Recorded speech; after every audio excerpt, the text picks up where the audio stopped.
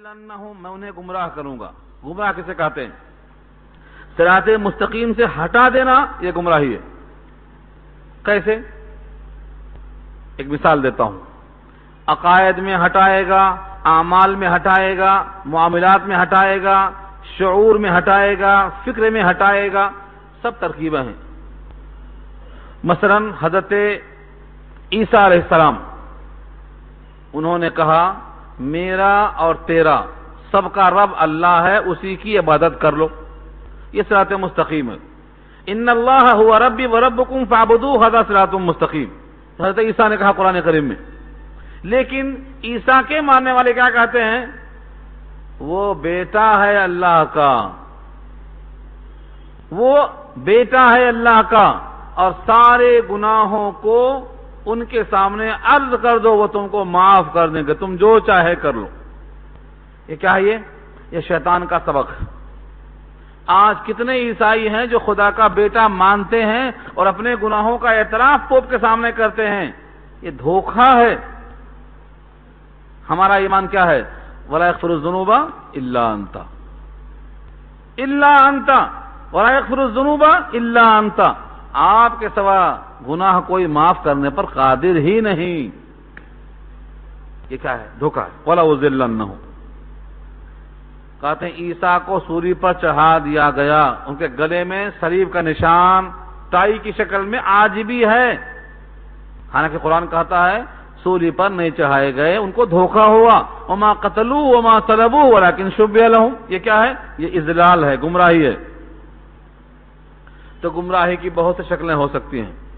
صراط مستقیم سے ہٹا دینا یہ گمراہی ہے. ہم نے آپ کو روایت سنائی تھی، ایک لمبا خط کھینچا نبی نے، صراط مستقیم ہے یہ، اور دائیں بائیں پسلی کی طرح بہت راستے ہیں، اور ہر راستے پر شیطان بلاتا ہے ادھر آ جا، ادھر آ جا، ادھر آ جا. قل هذه سبیلی ادعو الی اللہ علی بصیرۃ انا ومن اتبعنی. یہ صراط مستقیم ہے جو میں بلاتا ہوں. ولا تتبعوا السبل فتفرق بکم عن سبیلی، دوسرے جتنے راستے ہیں سب پر جائیں گے، بھٹک جائیں گے. تو شیطان بھٹکاتا ہے.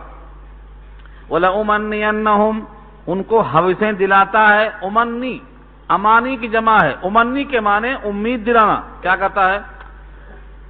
خیرات بعد میں کر لینا، ابھی بہت دن کھانا پینا باقی ہے، مرتے مرتے خیرات کر دیں گے، ابھی رہنے دو. آرزو، ابھی یہ کرنا ہے، ابھی وہ کرنا ہے، ابھی یہ بنانا، ابھی وہ بنانا، اسی میں رہتا، ادھیڑ بن میں، یہاں تک کہ فرشتہ آتا چلو ٹائم ہو گیا. تو یہ کیا ہے؟ ہوس.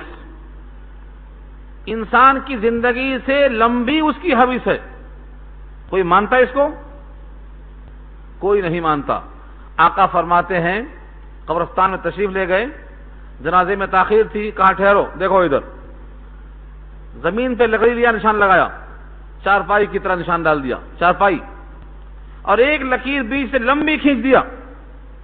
کہا یہ چارپائی کے اطراف جو دکھتی ہے آپ کو دیوار، یہ انسان کی حیات ہے، اور جو ڈنڈا بیچ میں باہر نکلا ہے یہ اس کی آرزو ہے، اس کی خواہش ہے. مر جاتا ہے جس دن دیکھ لو ابھی خواہشیں باقی ہے. کوئی آدمی نہیں کہتا میں اب مرنے کو تیار ہوں، سارے کام ختم ہو گئے. کہا نہیں، ابھی باقی ہے. جتنی حیات طویل ہوگی، حیات طویل ہوگی، آرزویں جوان ہوں گی. ہوس نے ٹکڑے ٹکڑے کر دیا ہے نوع انسان کو. ہوس نے ٹکڑے ٹکڑے کر دیا ہے نوع انسان کو. کیوں کر دیا؟ ہوس. دنیا اور چاہیے، حل میں مزید. بھائی کو بھائی نہیں جانتا، بھائی کو بہن نہیں جانتی، شوہر کو بیوی نہیں. کیوں؟ ہوس. یہ ہے وَلَأُمَنِّيَنَّهُمْ، ان کو آرزویں دلاؤں گا. وَلَآمُرَنَّهُمْ، اور ان کو حکم کروں گا. آمر، حکم کروں گا میں ان کو. کیسے حکم کرتا شیطان؟ شیطان دل میں القا کرتا ہے، دل میں ڈالتا ہے. اسی لیے ہم کہتے ہیں من شر الوسواس الخناس الذي يوسوس في صدور الناس من الجنة والناس. انسان بھی جنات بھی دلوں میں خیالات ڈالتے ہیں، برے وساوس. اللہ کی پناہ چاہو. دل میں لاتے ہیں خیالات. کیا لاتے ہیں؟ فَلَا يُبَتِّكُنَّ، چیرتے ہیں آذان الانام، چوپایوں کے کان کو. تراشتے ہیں بڑے بڑے جانوروں کو، یہ کیوں چیرتے، کیوں چھوڑتے، یہاں نہیں بتایا اللہ نے، لیکن کان کترنا، گائے کے، بیل کے، اونٹ کے، بکری کے، بھیڑ کے، کسی کے کان کترنا، کان کو چیرنا اور کسی کے نام پہ چھوڑ دینا، یہ آیت کا لفظ بتا رہا ہے کہ یہ بے امر شیطان ہے، شیطان کے حکم سے ہے۔ کسی کے کان کترے ہوئے دیکھو تو سمجھ جاؤ کہ یہ شیطان کا حکم چل رہا ہے، اور ہمیں حکم دیا گیا ہے اس کی مخالفت کرنے کا۔ وَمَن يَكْفُرُ بِهِ، شیطان کا حکم ماننے کا حکم نہیں دیا گیا۔ اور دیکھو یہ تو کان کترنا ہے چوپایوں کا، ہم کیا کترتے وہ بھی دیکھ لو۔ وَلَآمُرَنَّهُمْ، اور میں ان کو حکم کروں گا، فَلَا يُغَيِّرُنَّ، تو وہ بدل ڈالیں گے، خلق اللہ، اللہ کی تخلیق۔ اس لفظ کو آپ گھر جا کر سوچئے، ایک دن دو دن نہیں، جب تک سمجھ میں نہ آ جائے سوچئے۔ فَلَا يُغَيِّرُنَّ خلق اللہ، اللہ کی تخلیق میں تغیر کرتے ہیں۔ بعض لوگوں نے کہا اس سے مراد ہے گدنا گدوانا، گدنا گدواتے۔ بعض نے کہا اس سے مراد ہے دانتوں کو باریک کراتے ہیں، بھویں ٹھیک کراتے ہیں۔ بعض نے کہا چوٹیاں بڑی لگواتے ہیں، لیکن لفظ بتاتا ہے اللہ کی تخلیق میں تغیر۔ اللہ کی تخلیق میں تغیر کیسے ہوتا؟ اتنا آسان نہیں ہے۔ اس لفظ پر آپ بحث کریں، سوچیں، حدیث میں دیکھیں، تشریح پڑھیں۔ یہ آیت نمبر 119 بہت اہم ہے اس معنی میں۔ اکثر مفسرین لکھتے ہیں کہ اس سے مراد داڑھی کا چھیلنا ہے۔ داڑھی کا چھیلنا شیطان کے حکم سے ہے، اور یہ لفظ ہے اس کے لیے، فَلَا يُغَيِّرُنَّ خلق اللہ، اللہ کی تخلیق۔ جب میں پہلے حج میں گیا 93 کے حج میں، اللہ کے فضل سے 4 دفعہ موقع ملا ہے۔ پہلے حج میں جب گیا تو ایک صاحب ملے مدینہ میں ڈرائیورنگ کرتے ہوئے، میں نے کہا آپ عربی آتی؟ کہا ماشاءاللہ پیدائشی ہیں ہم تو یہاں کے۔ کلام پاک چھپتا ہے ایک مقام پہ، وہاں لینے جا رہے تھے ترجمے والا کلام پاک، تو اس نے کہا مجھے حاجت نہیں ہے، ہم کو ترجمہ کی ضرورت نہیں پڑتی، ہم تو ماشاءاللہ عربی ہیں۔ میں نے کہا ٹھیک ہے میں یہ ایک آیت پڑھتا ہوں، ذرا ترجمہ کر دو۔ میں نے یہی آیت پڑھا، فَلَا يُغَيِّرُنَّ خلق اللہ، اور پوچھا ماذا هو التغییر من الراس والرجل، سر سے پیر تک بتاؤ کیا تغیر کرتے آپ؟ سر کے بال نکالتے ہوں گے وہ تو جائز ہے، بھویں کوئی نکالتا نہیں، پلکیں کوئی اکھاڑتا نہیں، ہونٹ کترتا نہیں، ناک کاٹتا نہیں، چہرے میں تبدیلی ہوتی ہی نہیں۔ سر سے پاؤں تک سوچو آئینے میں کھڑے ہو کر ہم کیا تبدیلی کرتے ہیں اللہ کی تخلیق میں، سوائے اس کے اور کوئی چیز نظر نہیں آئے گی آپ کو۔ یہ تغیر شیطان کے حکم سے ہے، نہ نبی کا حکم ہے، نہ ولی کا حکم ہے، نہ چاروں امام کا حکم ہے، نہ کسی عالم کا حکم ہے، پورے دنیا کے علماء میں سے کسی کا حکم نہیں ہے کہ داڑیاں چھیلو۔ یہ چھیلنے کا حکم کس کے حکم سے ہے؟ یہ لفظ پہ غور کر لینا، شیطان کے حکم سے ہے۔ اگر شیطان کا حکم قابل قبول ہے تو اس کو چلاتے ہوئے چلو، اور اگر شیطان کا حکم چھوڑنا ہے تو اس پر بار بار غور کرنا جب تک کہ توبہ کی توفیق نہ ہو جائے۔ فَلَا يُغَيِّرُنَّ خلق اللہ، حیدرآباد کے مشہور قاری عبد الباری صاحب گزرے ہیں، ان کا ایک کلام پاک ہے ترجمے والا، انہوں نے بھی اس کا ترجمہ کیا ہے اللہ کی بنائی ہوئی صورتوں کو بگاڑ لیتے ہیں، اور صورتیں بگڑتی ہیں کیسے؟ داڑھی کے چھیلنے سے، اس پر لکھا ہوا انہوں نے۔ ہماری کتاب خود پہلے آ چکی ہے، داڑھی مڑانا اسلام میں حرام ہے، اس کا ترجمہ انگلش میں آیا ہے امپورٹنس آف بیئرڈ ان اسلام، اسی آیت پر بحث کی گئی ہے۔ تو قرآن کریم کی اس آیت میں یہ دیکھو کہ شیطان ان کو حکم کرتا ہے تو وہ اللہ کی بنائی ہوئی صورت کو بگاڑ لیتے ہیں۔ اس بگاڑنے کی شکل کیا کیا ہوتی ہے؟ اس میں ایک غلو بھی ہوتا ہے۔ غلو کا مطلب کیا ہے؟ مردوں کو داڑھی ہوتی ہے، عورتوں کو نہیں ہوتی ہے، لہذا حضرت اس کو چھوڑ دو۔ بعض لوگ چھوڑ دیے ہیں، اتنا چھوڑ دیے ہیں کہ وہ ناف تک پہنچ گئی، اور بعض کو میں نے خود دیکھا ہے ٹخنے تک پہنچ گئی ہے، گھٹنے کے بعد ٹخنے تک، شیروانی کے اندر سے، کرتے کے اندر سے اور پجامے کے اندر سے ٹخنے تک گئی۔ یہ کیا ہے؟ یہ غلو ہے۔ جتنا صحابہ نے سمجھا ہے نبی کے قول کو، قرآن کی باتوں کو، ہم اور آپ نہیں سمجھ سکتے، کیونکہ ہم صحابہ کے مقابلے میں مخلص نہیں ہیں، وہ زیادہ مخلص وہی تھے، اور ان کا عمل، حضرت عبداللہ ابن عمر کا عمل بخاری نے نقل کیا ہے کہ ایک مشت پر ایسا ہاتھ رکھتے تھے بقیہ زائد کو کاٹ دیا کرتے تھے۔ الفاظ نوٹ کرو، وکان ابن عمر اذا حج او اعتمر قبض على لحيته فما فضل اخذ۔ بخاری نے نقل کر دیا ابن عمر کا عمل، یہ عمل حجت ہے کہ اس سے زیادہ کاٹ دینا نبی کی سنت ہے، صحابہ نے ایسا ہی کیا ہے۔ صحابہ سے آگے بڑھنے والے جہنم میں جا سکتے ہیں، آگے نہیں بڑھ سکتے۔ کوئی آدمی صحابی سے آگے نہیں بڑھ سکتا، دنیا کا کوئی ولی صحابی کی خاک کو نہیں پہنچ سکتا، اس لیے صحابی سے آگے بڑھنے والے پیچھے جا رہے ہیں، سمجھتے ہیں کہ ہم آگے جا رہے ہیں۔ تو اس آیت کے مفہوم صحیح یہ ہے کہ شیطان کے حکم سے اللہ کی بنائی صورتوں کو بگاڑیں گے۔ اب ان تمام پر ایک واضح نوٹ اللہ کا، وَمَن يَتَّخِذِ الشَّيْطَانَ، اور جو بنا لے گا شیطان کو ولیًا دوست، من دون اللہ، اللہ کو چھوڑ کر، فقد خسر خسرانا مبینا، گھاٹے میں آ گیا، کھلے ہوئے گھاٹے میں، خسارہ ایسا کہ اس کی تلافی نہیں ہو سکتی ہے۔ کیوں؟ یعدہم ویمنیہم، شیطان وعدہ کرتا ہے اور ان کو آرزویں دکھاتا ہے، وما یعدہم الشیطان الا غرورا، اور شیطان کا وعدہ نہیں ہے مگر دھوکہ۔ اللہ نے کہا دھوکہ، شیطان کا وعدہ دھوکہ ہے، اس کا وعدہ، اس کی آرزویں سب دھوکہ۔ کیوں؟ اولئک مأواہم جہنم، اس کا ٹھکانہ جہنم ہے، ولا یجدون عنہا محیصا، اور نہیں پائیں گے وہاں سے بچ نکلنے کی کوئی جگہ، اس لیے دھوکہ ہے۔ اس آیت کے ساتھ سورہ ابراہیم کی آیت اگر آپ جوڑ لیں، پارہ 13 سورہ ابراہیم، وقال الشیطان لما قضی الامر ان اللہ وعدکم وعد الحق ووعدتکم فاخلفتکم، یہ آیت بہت طویل ہے۔ اللہ کا وعدہ سچا وعدہ، میرا وعدہ جھوٹا وعدہ، کس نے کہا؟ شیطان کہے گا قیامت میں اپنے اسٹیج سے، اللہ نے اپنے فضل و کرم سے اسے نقل کر دیا ہے۔ سورہ ابراہیم پارہ 13، یہ رکوع نکال کے ڈھونڈو، اس کی تقریر جو ہونے والی ہے قیامت میں اللہ نے یہاں پیش کر دیا ہے۔ اب بھی یقین نہیں آئے گا تو کب آئے گا؟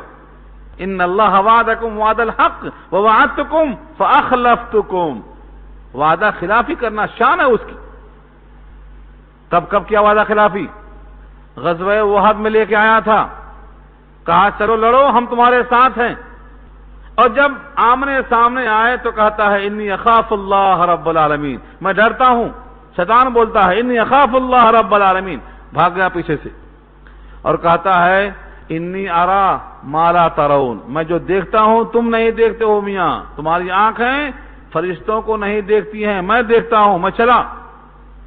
تو وعدہ خلافی کرنا اس کی فطرت ہے، اس لیے شیطان کا وعدہ چھوڑ دینے کے لائق ہے۔ اس کے برخلاف جو مومن ہیں، والذین آمنوا وعملوا الصالحات، جو ایمان والے ہیں اور عمل صالح کرنے والے ہیں، سندخلهم جنات تجری من تحتها الانہار، ان قریب ہم ان کو داخل کریں گے ایسے باغات میں کہ بہتی ہیں اس کے نیچے سے نہریں، خالدین فیہا ابدا، ہمیشہ ہمیشہ اس کے اندر رہا کریں گے۔ وعد اللہ حقا، یہ وعدہ ہے اللہ کا، حقا یقیناً سچا۔ ومن اصدق من اللہ قیلا، اور کون ہے زیادہ سچا اللہ کے مقابلے میں قول اور قیل کے اعتبار سے؟ ہے کوئی؟ کہ اللہ کا وعدہ ہے جنت، کس کے لیے؟ جو ایمان لائے، عمل صالح کیے۔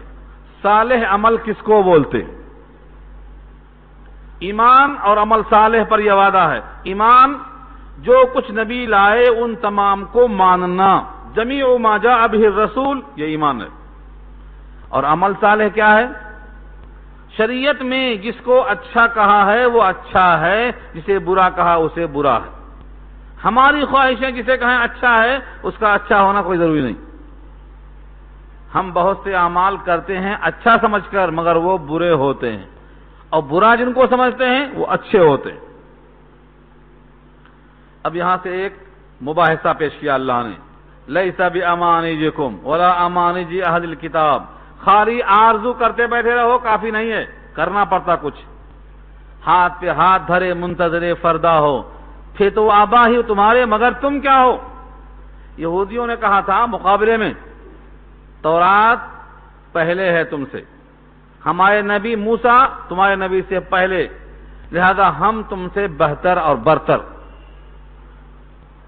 مسلمانوں نے کیا کہا؟ ہماری کتاب قرآن تمہاری کتاب کو منسوخ کرنے والی، کینسل کر دینے والی، ہماری کتاب بہتر، ہمارے نبی نبیوں کے سردار تمہارے نبی سے بہتر۔ یہ بحث چلی، مقدمہ چلا، نبی کی بارگاہ میں مقدمہ آیا، کہا تم کہاں الجھے ہو؟ یہ تمہاری آرزو یا ان کی آرزو؟ آرزوؤں سے کام نہیں چلتا، کچھ کر کے دکھاؤ، اللہ کے ہاں اسی کی اہمیت ہے۔ آدمی کو آدمی پیارا کیوں ہوتا؟ عمل کی وجہ سے، عمل کی وجہ سے، محض آرزویں کافی نہیں ہیں۔ یہودی کہتے تھے لن تمسنا النار، ہم کو آگ چھوئے گی نہیں، کیوں؟ نحن ابناء اللہ واحباؤ، ہم اللہ کے لاڈلے ہیں، اللہ کے محبوب ہیں، ہم کو آگ چھوئے گی نہیں۔ یہ ان کی آرزو ہے، اور ہماری آرزو کیا ہے؟ ہم تو سید الانبیاء کے امتی ہیں، ہم جو چاہیں کریں، ہمارے واسطے تو سفارش ہو جائے گی، بس ختم قصہ۔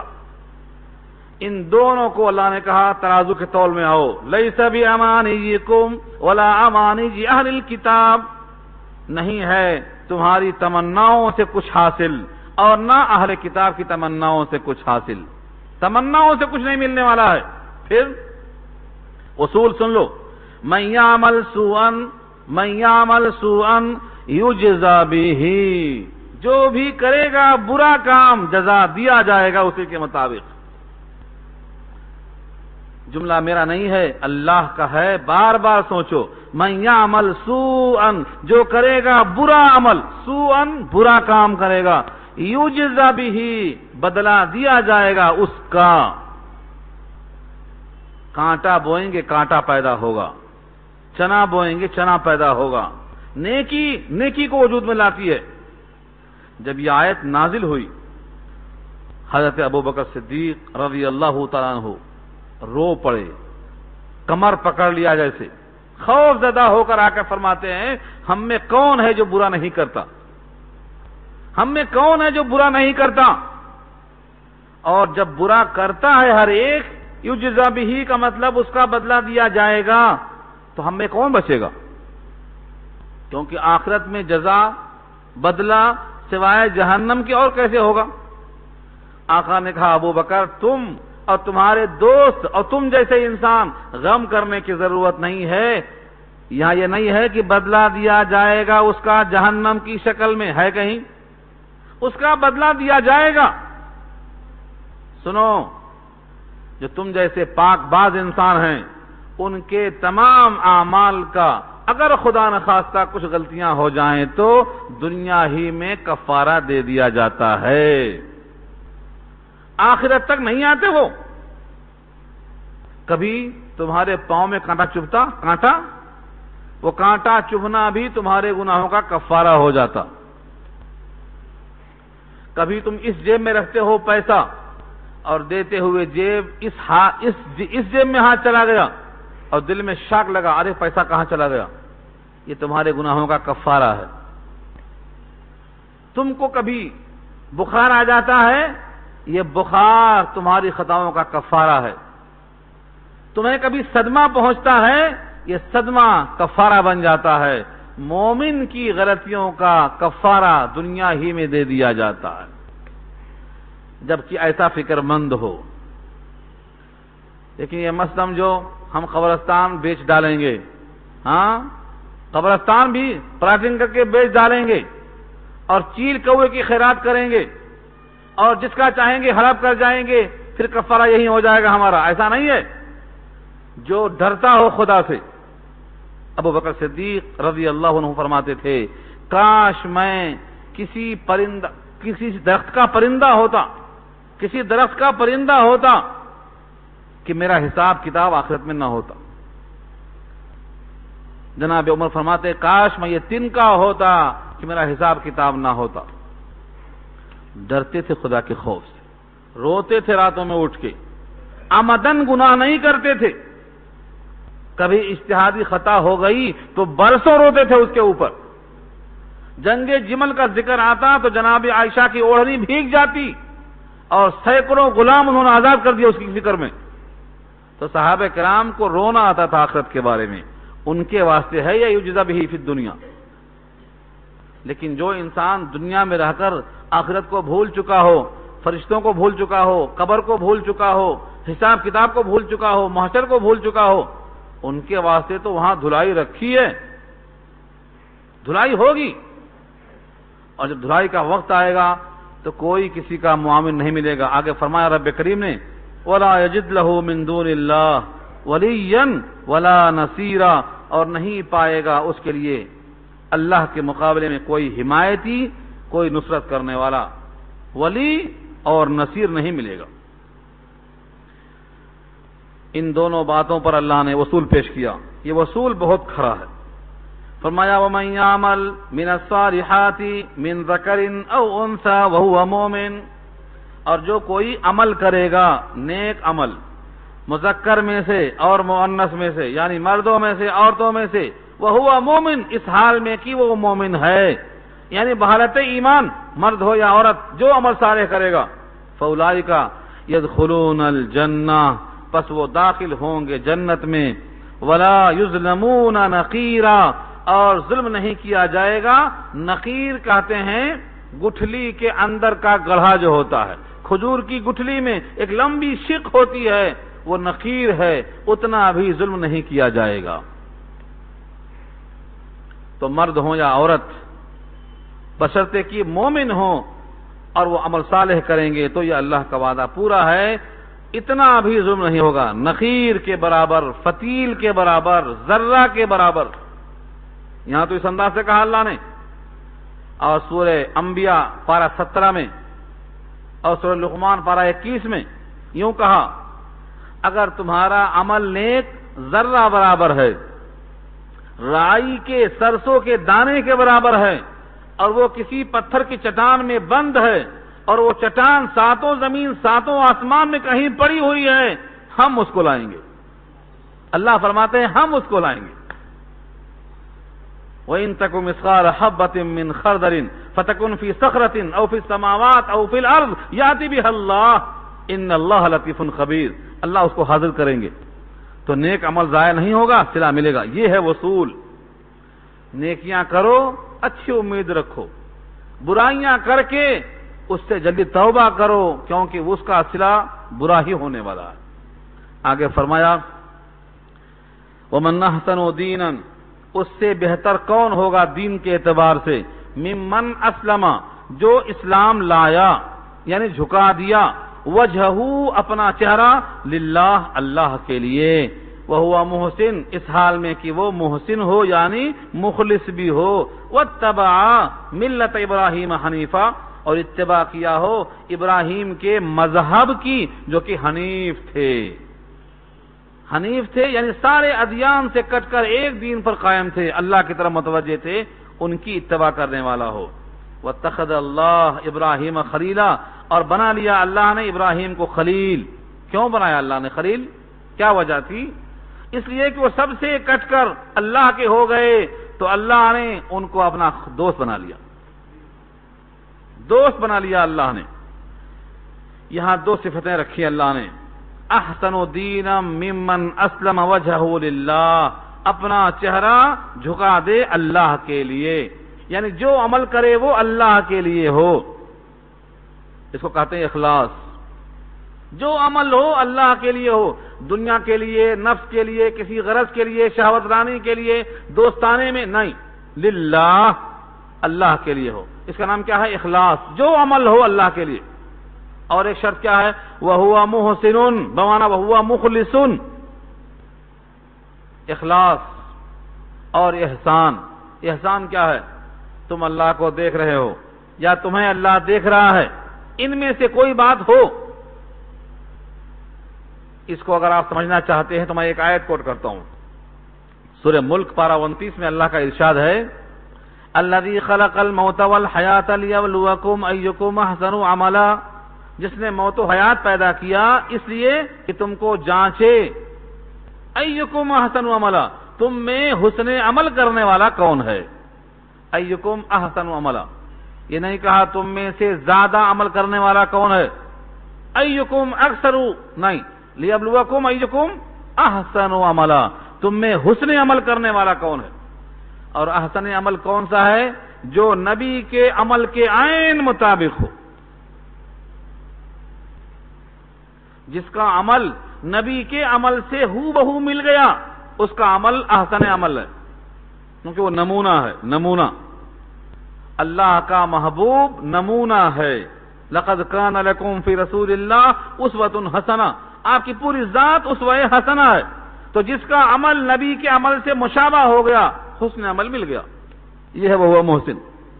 یہاں سے معلوم ہوا دو باتوں کا خیال کرو، ایک اخلاص عمل اللہ کے لیے ہو، دوسرے وہ عمل نبی کے عمل کے مشابہ ہو، یہ عمل نبی نے کیا کہ نہیں کیا یہ دیکھ کر چلو، اگر یہ عمل دیکھ لیا ہم نے کہ عمل تو اللہ کے لیے ہے اور نبی کے عمل کے مشابہ ہے، کامیابی ہو گئی، خلت کا تاج مل جائے گا۔